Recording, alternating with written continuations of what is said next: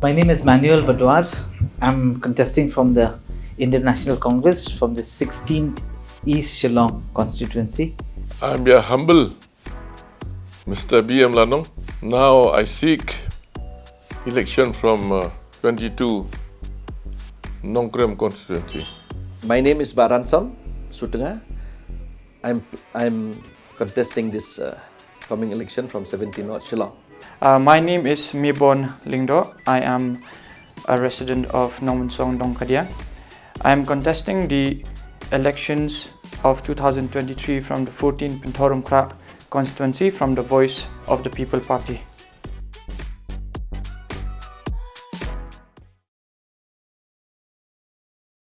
I left Shillong at a pretty young age after my schooling only.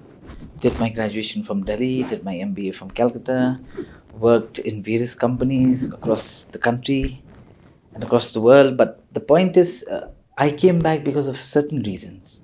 And the reason is just because that I realized that I'm living one life. So if you live one life, you can't compromise on anything. I only joined the Congress basically to help the Congress. I never joined the Congress saying that I will contest the elections. But be it as it may, since the politicians themselves decides to leave and the leaders, the so-called leaders, decide to leave a party like the Congress just because of many reasons that I think generally the public know at large. So it makes sense for us to take the opportunity, and it's a good opportunity, and it is very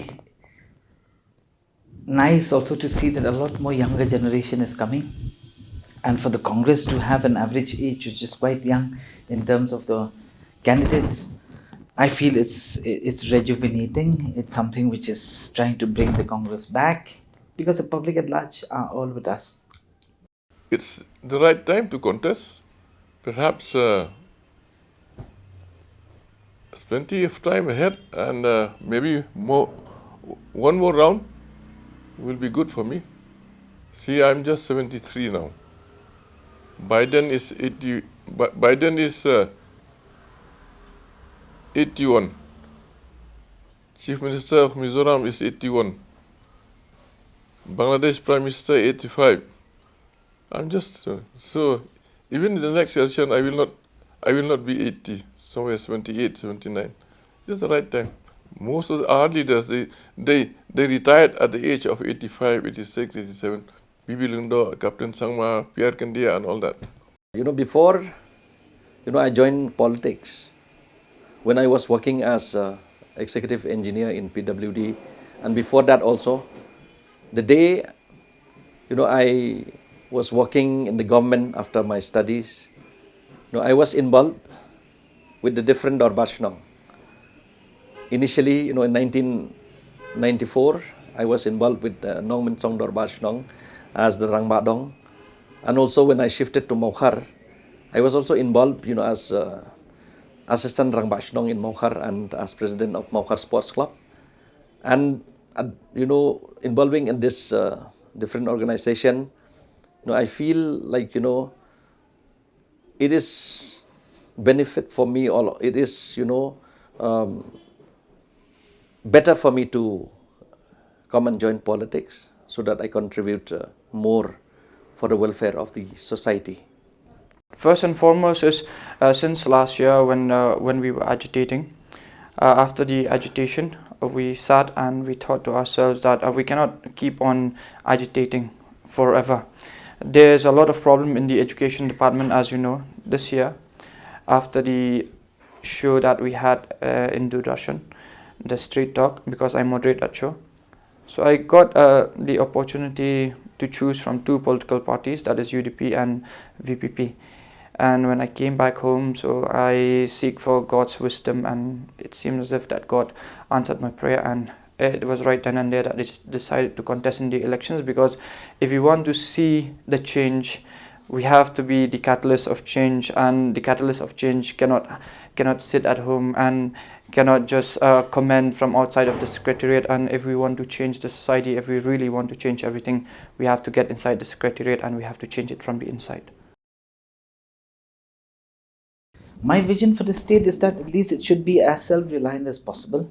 My vision for the state is that to increase its GDP to a large extent, but then GDP also has to translate to a healthy improvement in our internal revenue for the government as per se, because I feel that the government is really lacking behind in terms of its own revenue collection because of many leakages, and I think we have to crop that leakage. We have to stop the leakage from happening, and the larger vision would be to develop the state in what the state deserves. And believe it or not, we keep on talking about the potential of the state since I was 8 years old. Since I was 6 years old, I've heard about it. Coming from a political family, I hear even lots more at that time. And I think the talk is still till today. But we've underperformed in every parameter, I think, of anything, be it economy, be it happiness, be it health, be it education. So you name a parameter, I think we've underperformed, and I think the state is not really having a vision, as you said, per se. There's no vision statement, there's no vision documents, there's no effort towards that, yeah. And we have all politicians who are only worried about the next 3 to 4 years and winning the next election, but nobody is worried about the next generation. And I think the vision has to be like that we have to come up with certain solutions, and it's irrespective of party lines.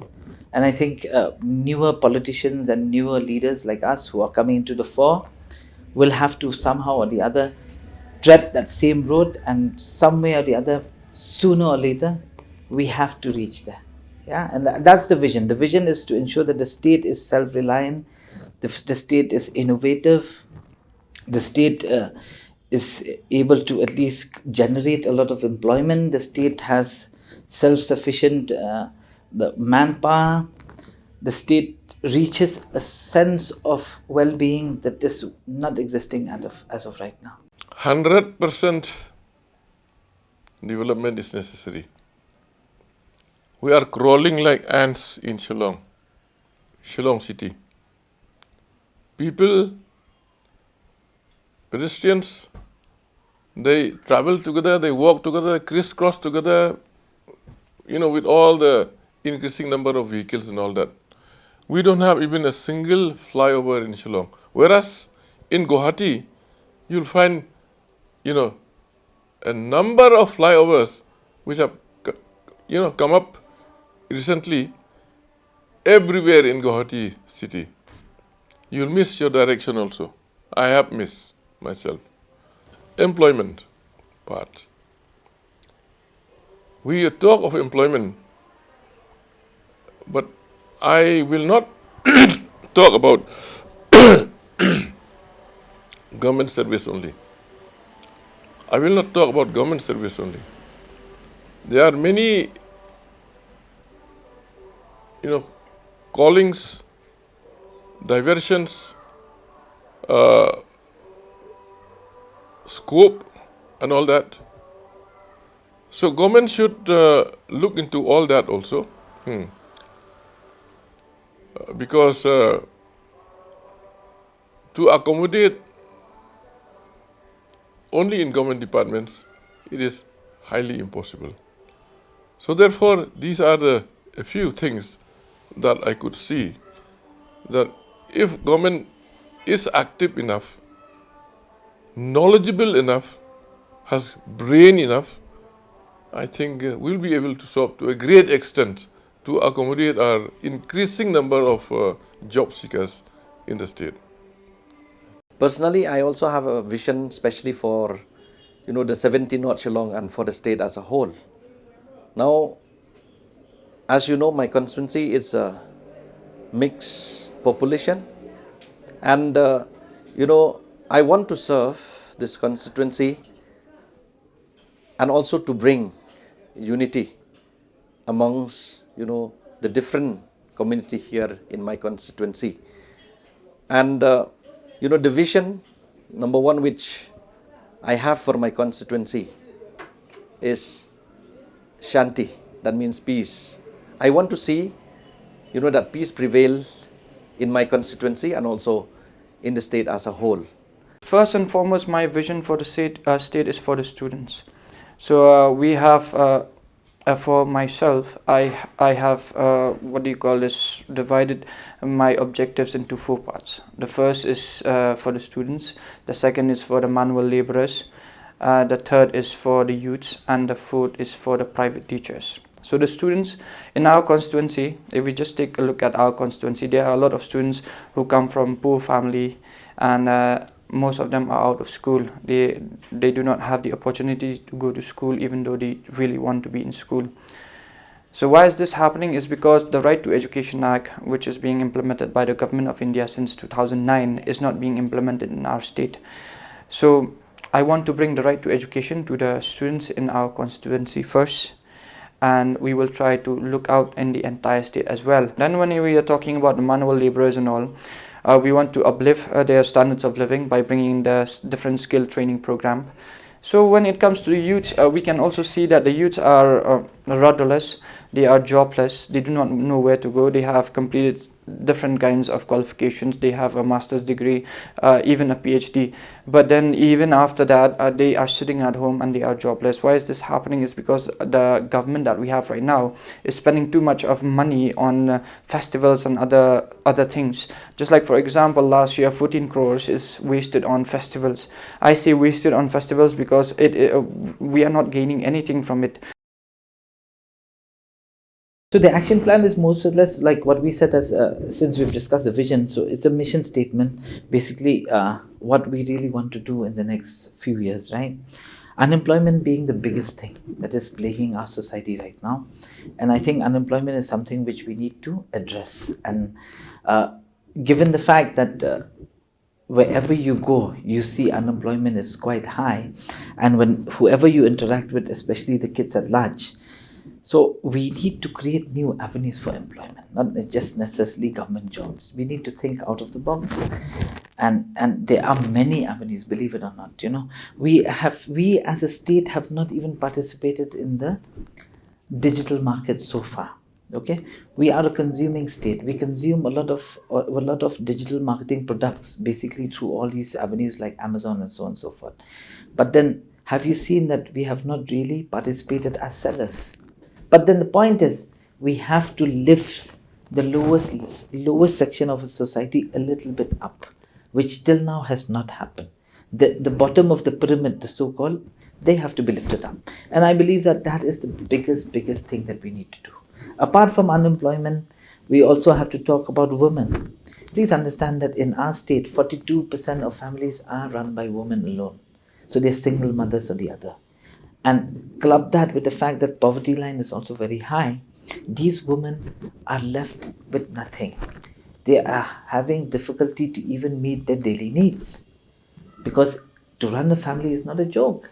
Now these women has to be empowered in some way or the other, not just to get a job, but I believe that these women should also be able to get some sort of a social security income, which probably provided by government. And I think from the Congress perspective, we always keep on saying that if we take care of this 42% of the women, and apart from that another 30% of them who's most probably going to be from poverty line, these people has to be given a regular source of income.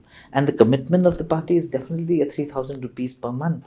And that's a very good commitment. And that's a serious commitment, because it's a very small sector. It's not that we're giving everybody. We're just giving to the really needy people. And I believe that this is also one that is there.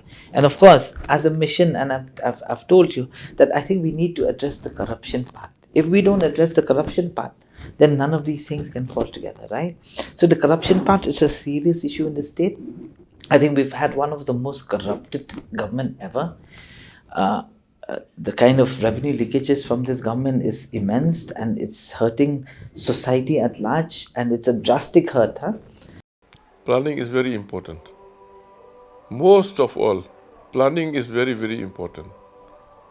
Unless you have the right direction, your mind is active enough and to see where and what is required, you will fail. And that is why we have failed so far. So far we have failed. Can you believe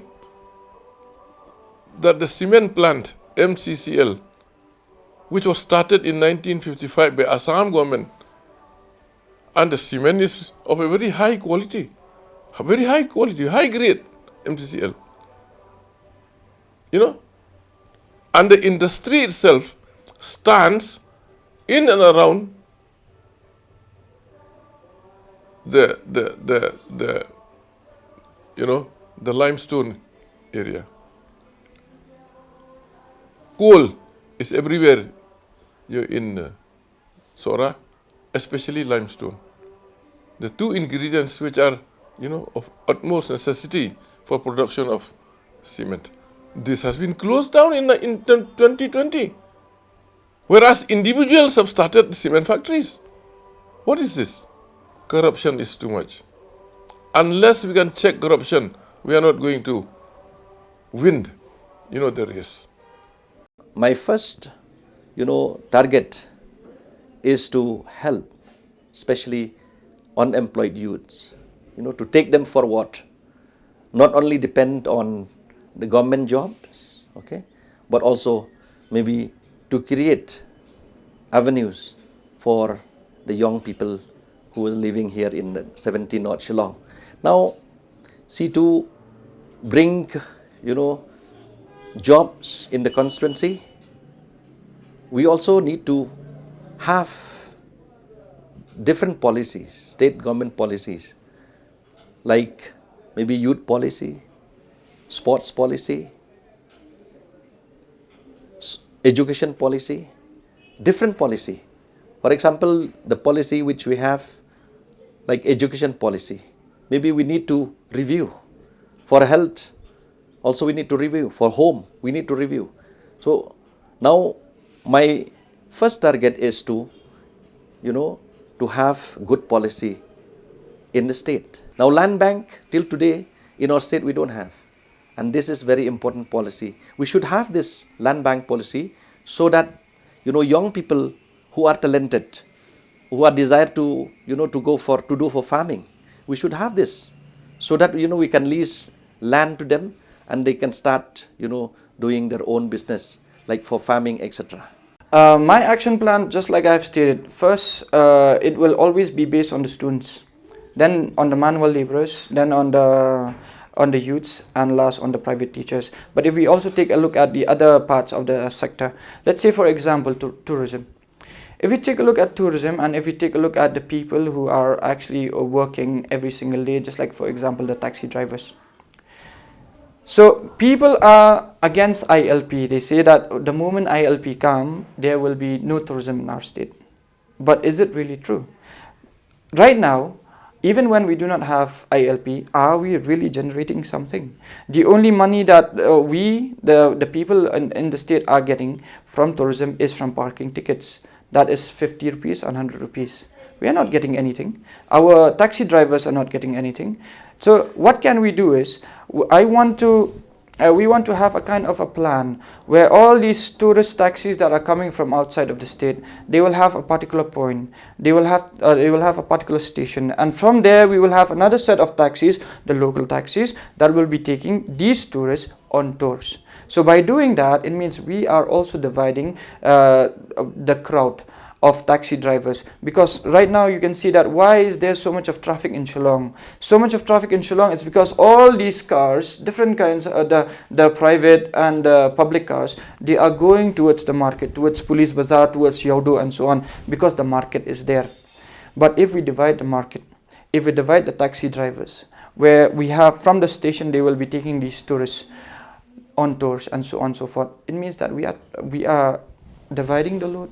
So when we are dividing the load, then the taxi drivers that are there taking on tours, they will be happy, and the taxi drivers that are here, they will also get more trips because there will be less traffic. So in that way, we are working on a plan, a common plan by the Voice of the People Party, where we have actually published a manifesto the other day, and on the basis of that manifesto, we have all these small detailed plans that we will be working out very soon, the moment it's like we take office. As far as private sector is concerned, okay, I don't believe that big private sectors can come here unless it's from the servicing industry, which primarily constitute of call centers and other things which can be done offline also. Okay, it's the need of the day. I think businesses will shift, especially in the services industry. The point is, at one point of time, Bangalore used to be the cheapest when it comes to the world servicing, right?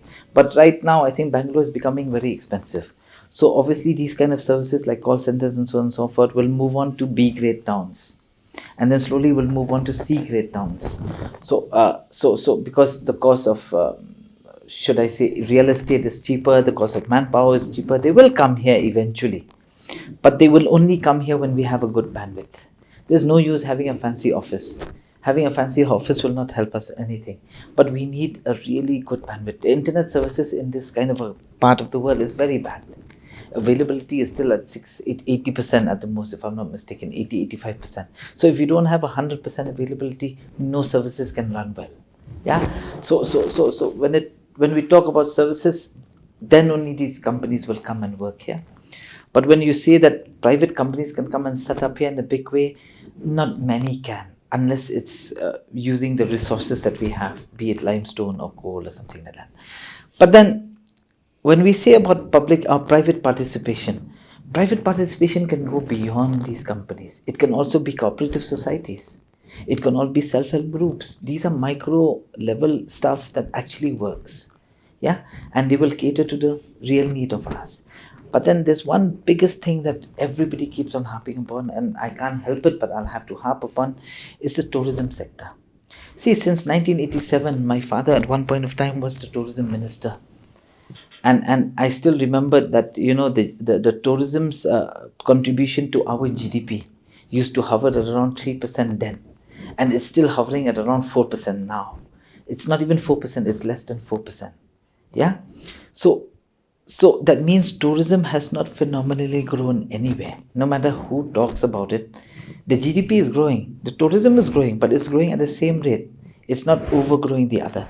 So we need to start moving in a direction in which tourism contributes a lot more to our GDP. A lot more than what it is right now. Believe it or not, we've not moved in that direction. And there's no clear policy, in fact, in tourism sector right now. So we're still not working towards improving our tourism sector to a large extent. I still see that a lot of leakages is happening, which is, when you look at it from a point of view, like, you know, the government has no business in entering tourism business, believe it or not. Tourism businesses has to be managed by private parties. The government can only collect tax from the tourism sector. The government can only help the tourism sector. I believe that we have to integrate our economy also with the rest of the world. I believe that these grassroots level entrepreneurs and grassroots level opportunities has to be given. I believe it's not just about training. I don't believe in Skill India per se, because Skill India can work in mainland India because the market is already there. If we don't teach our boys and girls where to sell the products, then there's no use. As far as the internal revenue is concerned, as I told you earlier, see, our internal revenue is hardly 2,900 crores a year. If you look at Sikkim's internal revenue is 4,600 crores a year. Sikkim is an 8 lakh population, ours is a 37 lakhs population. Do you understand the kind of revenue leakage that we're having in the state? It's huge. So we need to address that. So then when we collect those revenues, then we'll have excess revenues for everything else. So this is everywhere in the country, in the world. This is everywhere in the world. So therefore we need, even here also we need companies to work together. That is why we have been having this. So, but then there has to be a limit. There has to be a limit. Wherever the government can do it on its own, then we don't need them. Like that. For example, in terms of say tourism.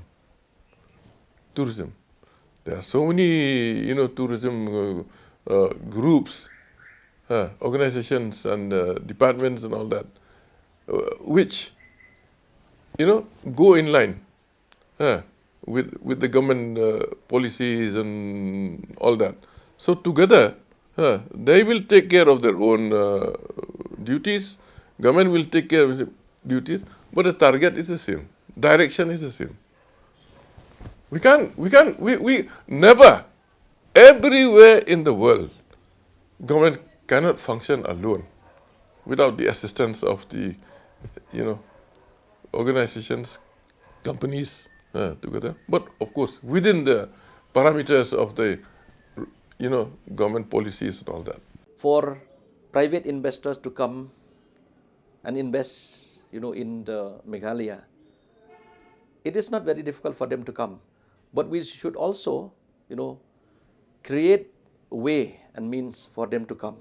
Okay, and for example, like tourism industry, till today, this industry has not been taken up in a manner that it should take. Okay, because tourism now, if we see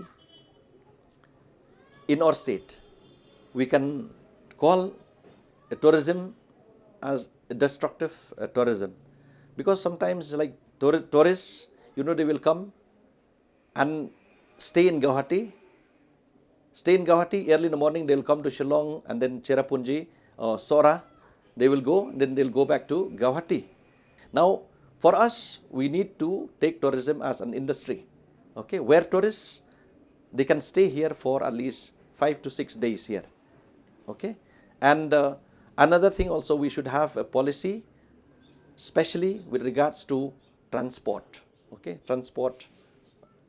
Why I'm saying this? Because, for example, like if we have a policy for transport, a tourist taxi will not go throughout Meghalaya, okay, but we'll regulate them, for example, at Mauyong, say ISBT, the tourist taxi will come to drop, okay, the tourists at Mauyong, ISBT, and from there, the local people can take them, okay, to the different destination, tourist destinations. See, any kind of growth is actually good for the state if there is no corruption. So, with the entry of the multinational companies in our state, it is actually good, because whenever we see multinational companies entering any particular state, we see there is growth. So the economy of the state is growing. But however, if these multinational companies are entering the state and it does not really have contribution towards the state, then we are losing. For example, if you take a look at the Korobro Hotel right now, so everyone is happy that the Korobro Hotel is working and it's functioning after 36, 37 years. The question that I want to put forward is this: the Korobro Hotel belongs to who? It belongs to the state of Meghalaya. Who constructed the Korobro Hotel? The state of Meghalaya. With whose money? With public money. But right now, the Korobro Hotel is having different kinds of stakeholders, shareholders. So have these shareholders and stakeholders contributed towards the land? Have they contributed towards the building? Or have they only contributed towards making it work? So obviously infrastructure is always related to economic development, okay. So for me a train line is mandatory, at least till Nongpor, and it can be only a freight line, good enough to start off with, but it's mandatory for us to get, because we are paying the price for not having a train line till now, believe it or not.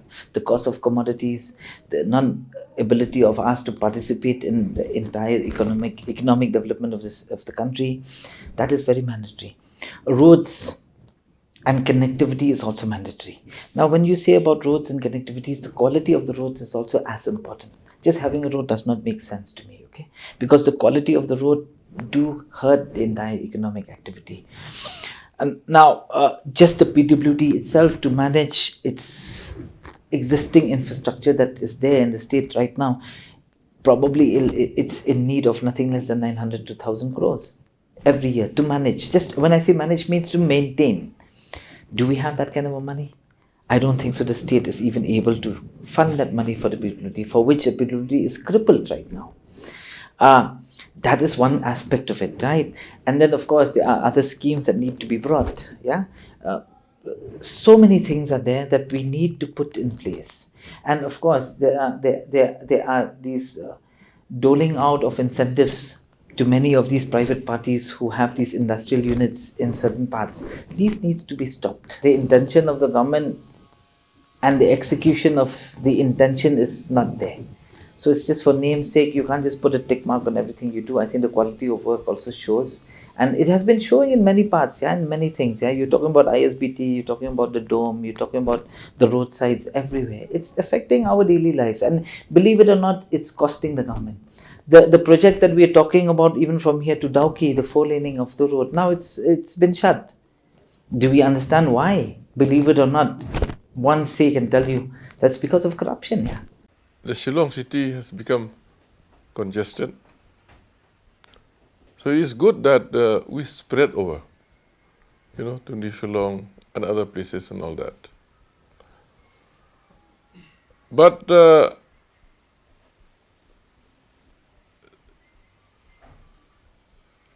an active government, a working government, needs to, from day one itself, to set itself on a very strong footing and see that there is a very clear, specific policy everywhere. Why such a situation arose that the dome of the assembly collapsed and every simple man with no knowledge of engineering skill, he's shocked. We are also shocked. Therefore, I find that was a very funny situation, that a dome of the assembly taken care of by the qualified engineers and all that collapse. Can you imagine? Infrastructure, when we talk of infrastructure, we also talk about funds. Okay? Actually, funds can be, mobilized from different, sources, like from the government of India, like NEC, donor, minority, Ministry of Minority, and so on and so forth from the government of India. So these infrastructure can be taken up, and the funds can be mobilized from different sources. Very few projects were taken up through NEC, and it is very unfortunate. And what I feel is that, especially from 2018, I feel that, because of the lack of the leadership, because of the lack of initiative, that's why, we fail to capitalize on getting this infrastructure. And this led to, to the demerits of our state. See, in Meghalaya, actually, main problem is that we have a written law, but we fail to practice. Okay? Like, for example, we have a law not allowing people to spit on the road, but people are spitting on the road. Okay? Not only that, for example, what you have said, before taking up any projects, we have a contract, signed by both the parties, all right? Say, with a completion time of 24 months. But the contractor, many times, do according to his will, and the responsible people, did not do anything, especially in state projects. And this is very, very unfortunate. This is one of the top priority.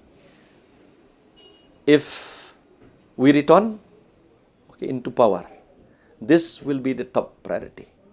Yes, according to my view, the PWD also need a major revamp in many ways, especially, with the road construction, with many projects, buildings also.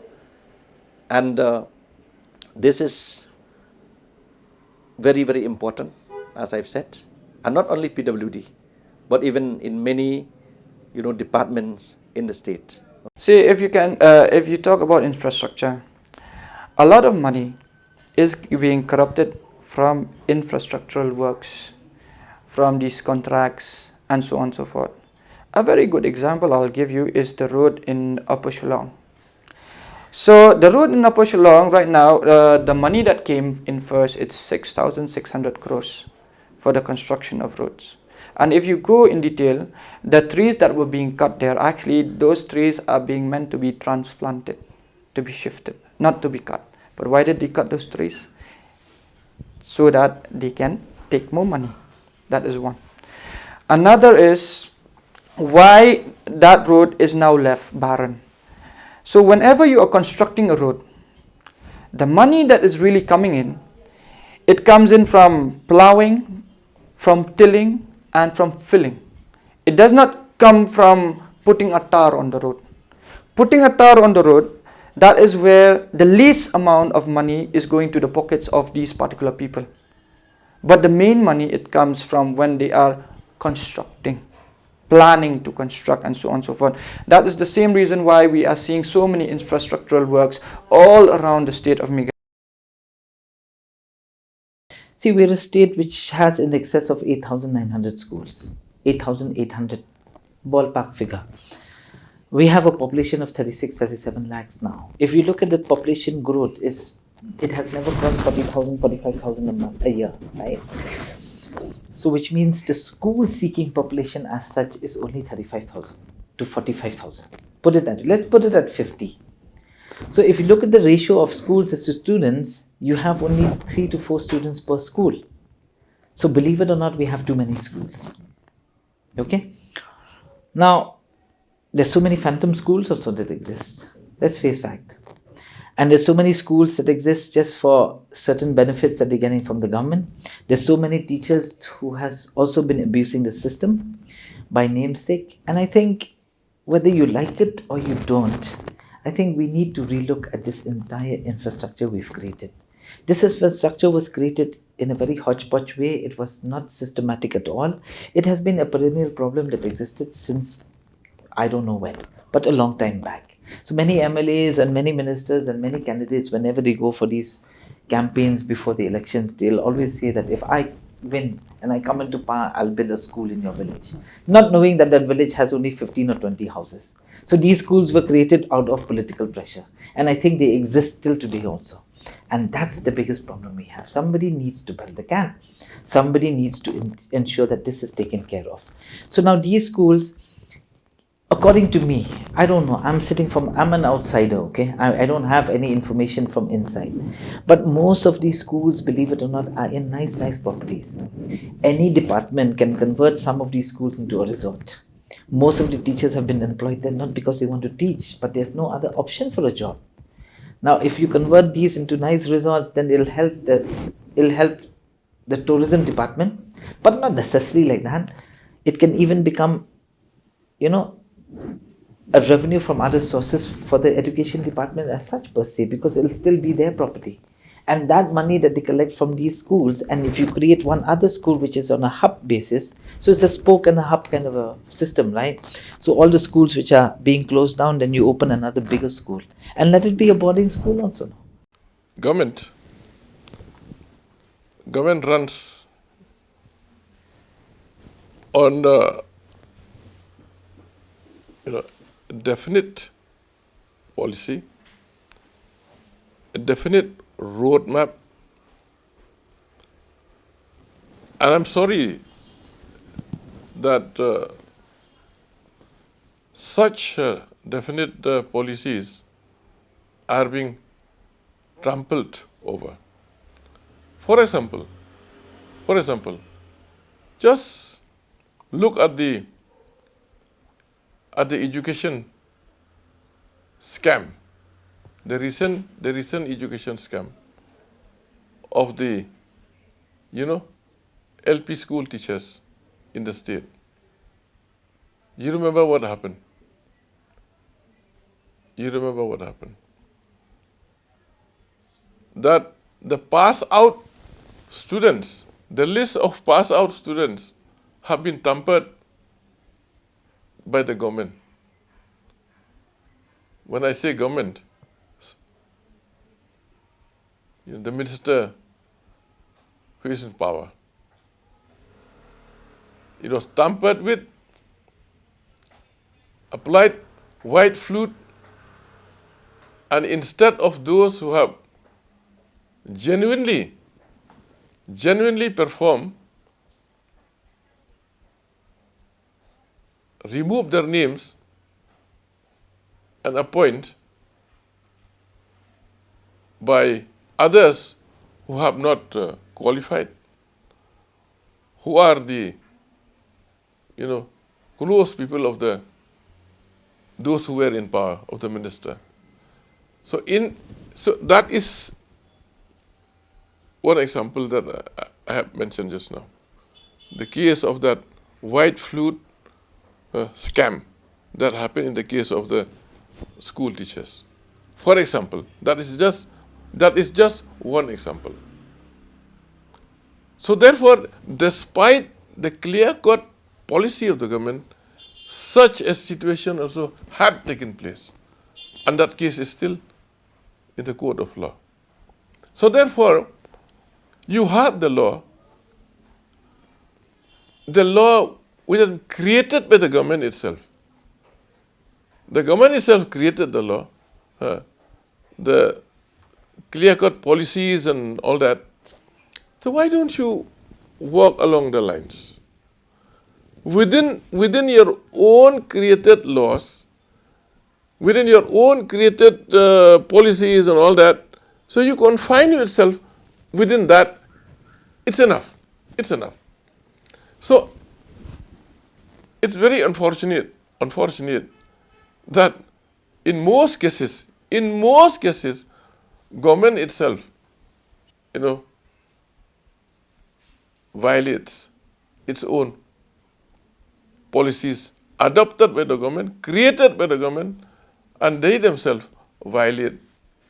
If you see the system we have in education, okay, now the system we have in education for the last 10 years, I've seen that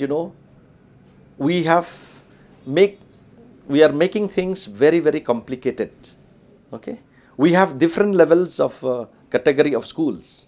Okay, and these things makes a very complicated things for education department. Okay, and I feel that this system has to be improved. This system has to be taken care so that it will be very simple, but it should be very effective. Okay, and according to me, our education system should be also at par with national education system.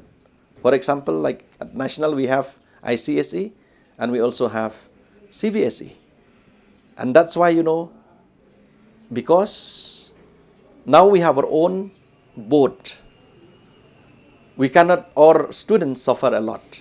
Okay, because we are not at par with national education system. Okay, and one of our target is to bring at par the education system of the state with ICSE and CBSE, and this will be the 5 years or 10 years plan that we as a state, with regards to education, we should merge with ICSE or CBSE. When it comes to education, what we want to do is, it's like we want to divide the teachers into 3 parts. The first is the government teachers, the second is the aided, and the third is the private. But what we can do more is with the scholarship of the students. See, there are 2 kinds of scholarships. One is the central scholarship and the other is the state scholarship. The state scholarship is what we call the umbrella scholarship. It is coming at 17 and 19,000 per month. But the scholarship, it is not reaching the students. most have applied, very few have they got the scholarship, and most are not applying. So the question is why most of them are not applying? Because they are making it too difficult for the students to apply the scholarship. First, they will have to go and they will have to get an affidavit from the lawyer, 1,000 rupees. Then the second, they need to go to the cyber cafe, and then they need to upload the details on the cyber cafe, 500 rupees. Then after that, they go to they go to the school to verify that the student is from the school, 100 rupees, 1,600 rupees. See, in class 9, all the students who are in the MBOS board, they have to register. And in class 10, before going for the matric exams, they are getting an admit card. So what is there in the admit card? The name of the student, the roll number, the name of the parents, and the school. So when in this admit card, you have all the details of the student. What is the need to reapply? What is the need to go to the lawyer? What is the need to go to the cyber cafe? What is the need to go and verify? If you cannot verify that this student is from the school, then how is it that this student is getting the admit card from the school? So why is this happening? Corruption. So what do we want to do with that money? With that money, we want to make it aided. So we send this money straight to the school, 17 or 19,000 for a particular student. What does this student do? They just go simply to school just to learn, free of cost, because it's already being paid. So if the school fees of a particular student is 500 per month, in 1 year it's 6,000. It means that this school is getting an excess of 13,000 rupees from a particular student. So what will that create? That will create competition. It means this school will try hard to make the students pass well so that they can have more enrollment. The more the enrollment, the more the number of students, the more the amount is going to come to the particular school. So what is the school going to do with that amount? With this amount, the school can distribute it to the teacher. So when we are talking about the scholarship going to the account of the school and not the account of the students, you can say that by MAYBORN, the students will never agree that the scholarship will go straight to the account of the school and not the account of the students. So I say, yes, you are right. But however, we have to take a look at, there are two kinds of scholarship. One is the state and the other is the national. A particular student cannot apply for 2 scholarships at a particular time. So he or she can opt for only one. So we are doing away with the state scholarship, we are making it aided. So now the students will be accessible to apply for the national scholarship. That is the pre-matric and the post-matric scholarship.